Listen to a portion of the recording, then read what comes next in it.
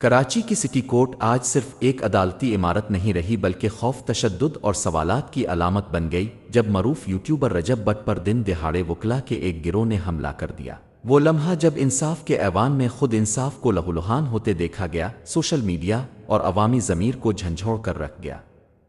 عینی شاہدین کے مطابق رجب بٹ جیسے ہی عبوری ضمانت کے لیے عدالت کے احاطے میں داخل ہوئے، اچانک حالات نے خطرناک رخ اختیار کر لیا اور چند لمحوں میں عدالت کا ماحول میدان جنگ بن گیا۔ چشمدید گواہوں کا کہنا ہے کہ وکلا کے ایک گروہ نے بغیر کسی واضح وارننگ کے رجب بٹ کو گھیر لیا۔ حملہ اتنا شدید تھا کہ ان کے جبڑے اور منہ سے خون بہنے لگا اور وہ زمین پر گر پڑے۔ عدالت میں موجود سائلین، خواتین اور بزرگ خوف کے مارے ایک طرف ہٹ گئے، جبکہ کچھ لوگ یہ منظر اپنے موبائل فون میں محفوظ کرنے لگے۔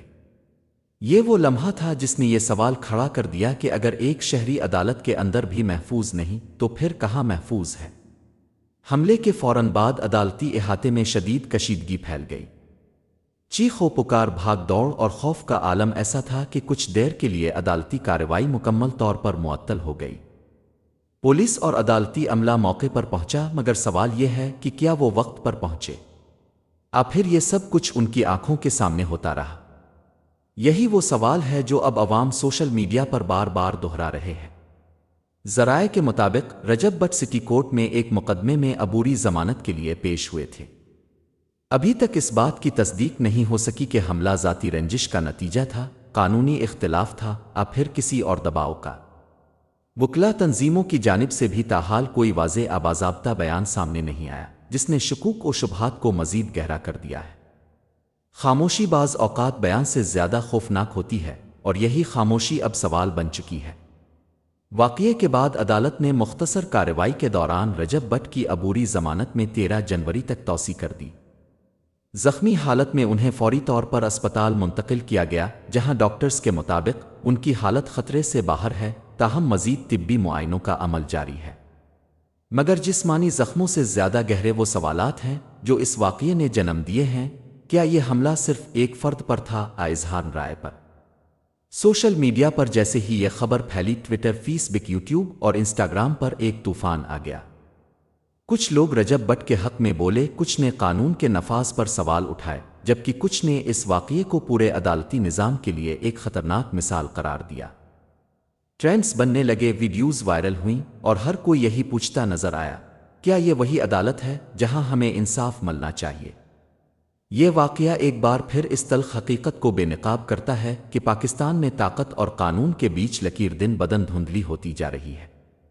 اگر ایک معروف یوٹیوبر جس کے لاکھوں فالوورز ہیں عدالت کے اندر محفوظ نہیں، تو ایک عام شہری کی کیا حیثیت ہے؟ یہ سوال صرف رجب بٹ کا نہیں، یہ سوال ہر اس شخص کا ہے جو انصاف کی دہلیز پر قدم رکھتا ہے۔ دلچسپ بات یہ ہے کہ حملے کی وجوہات ابھی تک سامنے نہیں آ سکیں، مگر قیاس آرائیاں زوروں پر ہیں۔ کچھ کا کہنا ہے کہ یہ سوشل میڈیا کنٹینٹ کا رد عمل تھا، کچھ اسے پرانے قانونی تنازع سے جوڑ رہے ہیں، جبکہ بعض حلقے اسے طاقت کے غلط استعمال کی ایک مثال قرار دے رہے ہیں۔ سچ کیا ہے؟ یہ شاید تحقیقات کے بعد ہی سامنے آئے، مگر تب تک نقصان ہو چکا ہے، اعتماد کو نقصان، سسٹم کو نقصان۔ عدالتی احاطے میں خوف و ہراس کا عالم ایسا تھا کہ کئی سائلین نے اپنی پیشیاں ملتوی کروانے کی کوشش کی۔ کچھ وکلا نے نجی گفتگو میں تسلیم کیا کہ اس طرح کے واقعات نہ صرف عدلیہ کے وقار کو مجروح کرتے ہیں بلکہ وکلا برادری کے لیے بھی باعث شرمندگی ہے۔ مگر سوال یہ ہے کہ کیا یہ اعترافات عملی اقدامات میں بدلیں گے؟ رجب بٹ کا یہ واقعہ محض ایک خبر نہیں، یہ ایک آئینہ ہے جو ہمیں ہمارا اصل چہرہ دکھا رہا ہے۔ ایک ایسا چہرہ جہاں طاقتور کمزور کو کچل سکتا ہے اور جہاں انصاف کی عمارت کے اندر بھی تشدد ممکن ہے۔ اگر آج اس پر خاموشی اختیار کی گئی تو کل یہ خاموشی کسی اور کی باری بن سکتی ہے۔ آخر میں سب سے بڑا سوال یہی ہے، کیا اس حملے کی شفاف تحقیقات ہوں گی؟ کیا ذمہ داروں کو واقعی سزا ملے گی؟ پھر یہ واقعہ بھی چند دن کی خبروں کے بعد فائلوں میں دفن ہو جائے گا؟ یہ فیصلہ اب وقت، قانون اور ہمارے اجتماعی رد عمل نے کرنا ہے، کیونکہ اگر ہم نے آج سوال نہ اٹھایا تو کل سوال اٹھانے والا کوئی نہیں بچے گا۔